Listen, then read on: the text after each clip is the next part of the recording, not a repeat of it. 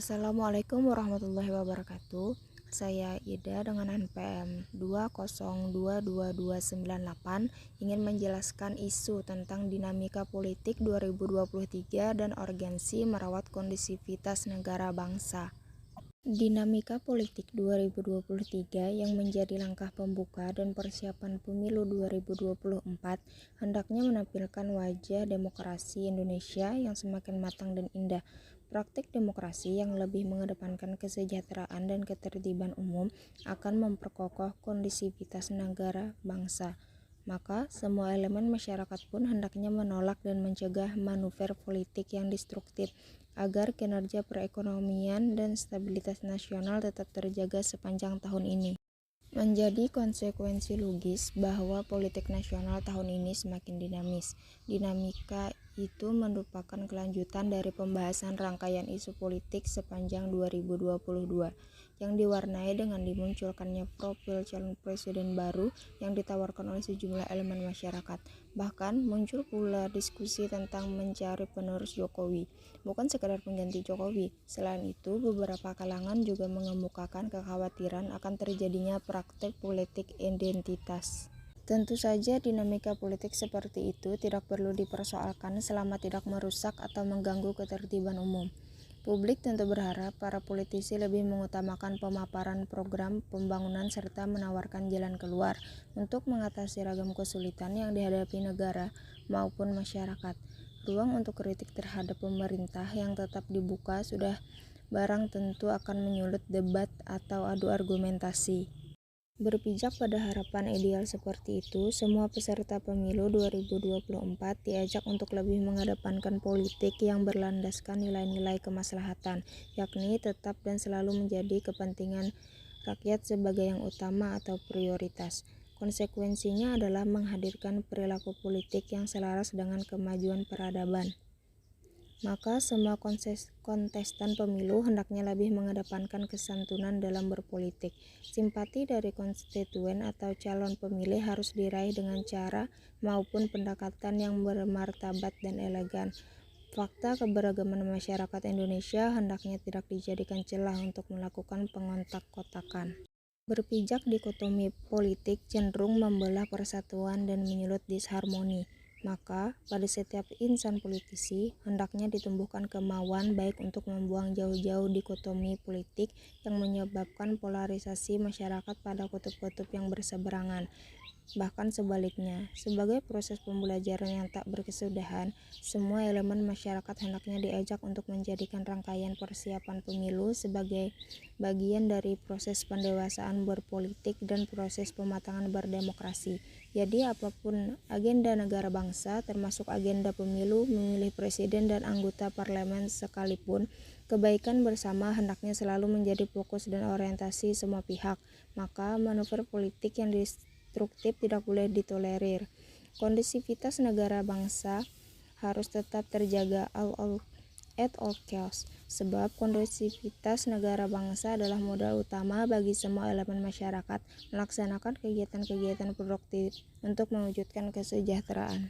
Suka tidak suka, semua elemen masyarakat masih harus menghadapi dan menyikapi adanya friksi dalam kehidupan kebangsaan. Friksi itu jelas ditandai oleh aksi radikalisme dan terorisme, maupun aksi separatisme dan disintegrasi bangsa.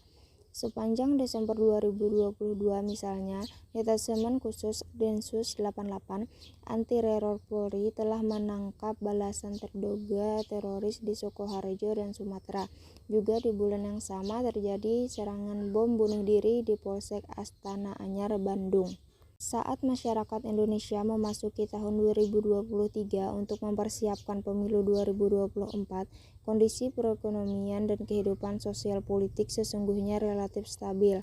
Bahkan sepanjang tahun 2022 yang baru saja berlalu, sektor ekonomi berhasil mencatatkan pertumbuhan yang impresif, sebuah pencapaian yang mengundang decak kagum komunitas global. Tentu menjadi tantangan bagi semua elemen masyarakat, termasuk para politisi, untuk merawat pencapaian yang baik itu.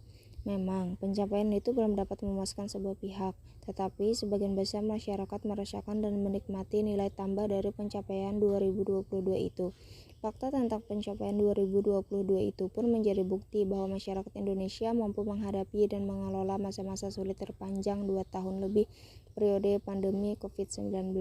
Memang ada kerusakan di sana-sini sepanjang periode pandemi COVID-19, tetapi masa-masa sulit itu tidak meruntuhkan semangat masyarakat untuk melaksanakan ragam kegiatan produktif. Tahun ini menjadi periode persiapan menuju pemilu 2024. Beberapa isu sebagaimana disebutkan di atas akan tereskalasi dan serta-merta menjadikan politik nasional semakin dinamis. Komisi Pemilihan Umum telah menetapkan 18 partai politik sebagai peserta pemilu 2024. Maka sepanjang tahun ini bisa dipastikan bahwa ruang publik akan dibanjiri dengan pernyataan politik, hingga debat atau adu argumentasi antar politisi dari semua parpol. Kritik yang proporsional dan debat yang beretika akan menghadirkan wajah demokrasi Indonesia yang semakin matang dan indah. Kematangan demokrasi yang tercermin dari dinamika politik yang tereskalasi itu justru akan memperkokoh kondisivitas negara bangsa.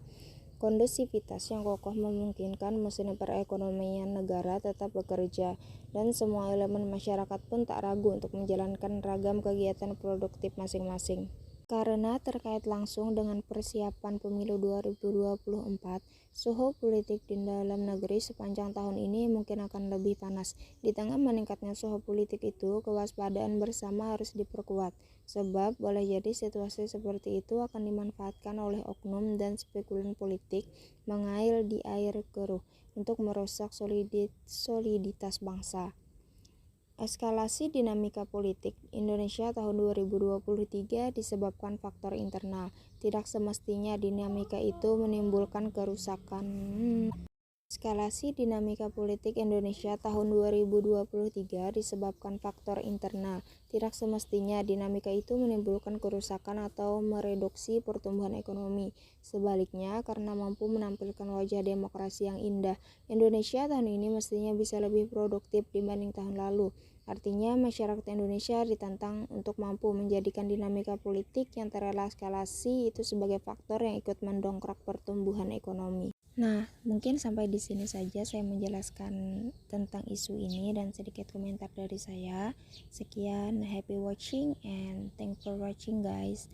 Assalamualaikum warahmatullahi wabarakatuh.